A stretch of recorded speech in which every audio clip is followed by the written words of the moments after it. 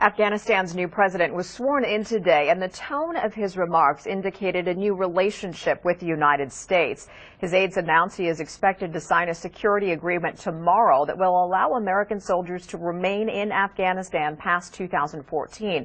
NBC7's military reporter Bridget Naso is here with what we know about what this may mean, Bridget, for our local troops. Well, Catherine, a lot of unanswered questions. How this agreement will affect local troops is still pretty much unknown. We do know that as of last month, there were about 4,000 Marines from Camp Pendleton in Afghanistan assisting with the drawdown.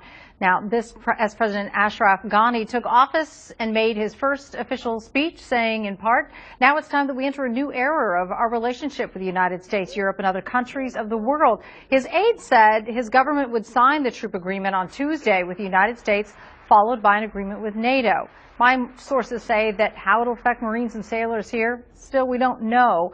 We would imagine it would have an effect, of course, but we don't have solid numbers. The numbers being thrown out last spring were along the line of 4,900 troops, but John Podesta, the president's chief counsel, says it could be as high as 10,000 American troops. Now, comments about the agreements and what it means for military forces are being directed to the Department of the Defense, actually the Secretary of Defense, and we contacted the office, but we haven't gotten an answer yet about what it means for our local service members. We did talk to some post-9/11 veterans off camera. They told us that Marines and sailors do what they're called to do by the president, and that's about all they could say right now. Some said they understood why, in light of what's happening in Iraq, that additional forces may be needed in Afghanistan. Others shook their heads. They said one said he was still getting help to forget what happened there. So far, the only comment on the agreement is coming from the president's chief counsel. We'll hear more from what he has to say coming up new at 5. Monica?